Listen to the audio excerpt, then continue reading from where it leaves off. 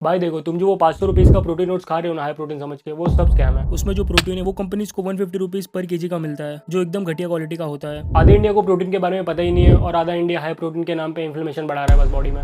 आजकल बंदों को हाई प्रोटीन सुन के पता नहीं क्यों ऑर्गेजम सा आ जाता है, जो सब कंपनीज को पता है। इसलिए तुम्हें आजकल हर प्रोडक्ट के पीछे बड़ा बड़ा हाई प्रोटीन लिख के मिलेगा। अब तुम पीछे घुमा के देखोगे तो पता चलेगा कि हाई प्रोटीन का मतलब तो 5 ग्राम प्रोटीन था। थोड़ा डीप जाके समझते हैं इंडिया में हाई प्रोटीन का कॉन्सेप्ट। थोड़ा फूड फार्मर जैसे साउंड कर रहा होगा, ठीक है। इंडस्ट्री में एक स्विच आया है, कीवर्ड तो अब तक तुम समझ गए रहोगे, विच इज हाई प्रोटीन। अब तुम्हें हर चीज में प्रोटीन मिलेगी। हाई प्रोटीन ब्रेड से लेके हाई प्रोटीन वाटर तक पूरी दुनिया प्रोटीन के पीछे भाग रही है, क्योंकि प्रोटीन को सब को रिलेट करते हैं मसल से। ज्यादा protein is equal to more muscle, जो इस केस में रॉन्ग है, उसको समझेंगे थोड़ा आगे। एंड वो दिन दूर नहीं जब चाय टपरी पे चाय वाला तुमसे पूछेगा, भाई प्रोटीन कटिंग चाय कर दूं या नॉर्मल वाला कर दूं। अब बात को थोड़ा समझते हैं कि प्रॉब्लम प्रोटीन में नहीं है। मैं तो खुद चिल्ला चिल्ला के बोलता हूँ भाई प्रोटीन खाओ प्रोटीन खाओ। वैसे ही इंडियन डाइट में प्रोटीन की कमी है। अब प्रॉब्लम ये है कि कंपनीज इंडियन को बेवकूफ बनाएगी हाई प्रोटीन के नाम पे चीप प्रोटीन चिपका के, क्योंकि we all know whey protein सबसे महंगा सप्लीमेंट है और उसको अफोर्डेबल बनाना थोड़ा मुश्किल है, क्योंकि वे प्रोटीन बनता है मिल्क से एंड प्रोटीन इंडस्ट्री बूम होने की वजह से उतना मिल्क का सप्लाई ही नहीं है। इसलिए वे के प्राइसेस इंक्रीज होते जा रहे हैं एंड वो आगे भी होंगे। तो पहले हम समझते हैं कि हमारी बॉडी को कितना नीड है प्रोटीन की।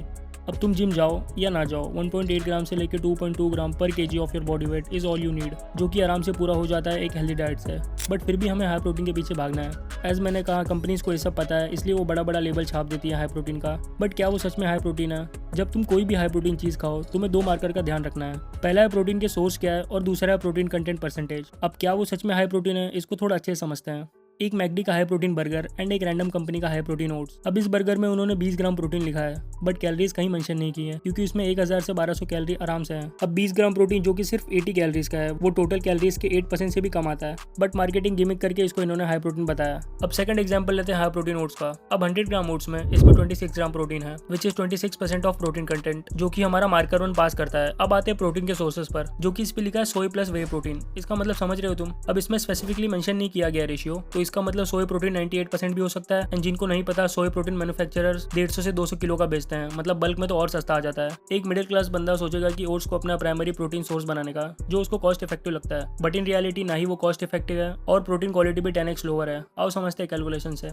अब ये कैलकुलेशन देख के तुम्हें इतना तो समझ गया होगा कि तुम्हें चीप प्रोटीन पे इन्वेस्ट नहीं करना है। एंड भाई सब्सक्राइब करना मत भूलना, क्योंकि थोड़े दिन में फ्री बुक लॉन्च हो जाएगी, सो स्टे ट्यून। अब चीप प्रोटीन सोर्सेज में इतना प्रॉब्लम नहीं है। प्रॉब्लम तब आएगी जब कंपनीज हमको हाई प्रोटीन बोल के 10, 15, 20 सामान बेचेंगी और हम उनको सब कंज्यूम करेंगे। एंड जब तुम ऐसी 10 हाई प्रोटीन चीजें कंज्यूम करोगे हाई प्रोटीन समझ के, जो कि मोस्टली सोया प्रोटीन से बनी है, एंड वो बॉडी में इन्फ्लेमेशन इंक्रीज करता है, तो नुकसान हमारा ही है। इसलिए एज अ कंज्यूमर हमें थोड़ा स्मार्ट बनना पड़ेगा एंड चीजों को क्वेश्चन करना स्टार्ट करना पड़ेगा। आज से 1 साल पहले स्ट्रीट फूड वाले 30-30 रुपए में पनीर का आइटम देते थे। हम सोचते थे भाई क्या मस्त बंदा है यार, 30 रुपए में पनीर खिला रहा है, क्या हीरो आदमी है, और रोज यही सोच के पनीर खाने निकल जाते थे। बट फिर पता चला कि वो एनालॉग पनीर बेचता था। भाई इतना समझो कि कोई तुम्हारे घर का नहीं है, यहाँ पे सब पैसे बनाने आए हैं। अगर कोई चीज तुम्हें सस्ती या फ्री में लग रही है, तो तुम समझ जाओ इनडायरेक्टली पैसे तुम पे कर रहे हो। मतलब प्रोडक्ट तुम खुद हो, या तो तुम अभी पे करो या फिर फ्यूचर में पे करोगे। एग्जांपल जियो का ले लो, कंपनीज तुमसे ही निचोड़ेंगी थोड़ा सा स्मार्ट बन के। इसलिए एज अ कंज्यूमर हमें एडवर्टाइजमेंट देख के प्रोडक्ट नहीं खरीदना है, या फिर तुम्हारे फेवरेट इन्फ्लुएंसर जो प्रमोट कर रहे हैं वो देख के नहीं लेना है। और हाँ भाई, अगर मैं भी कल को दिख गया ऐसा प्रमोट करते हुए, तो समझ जाना हालात कुछ ठीक नहीं।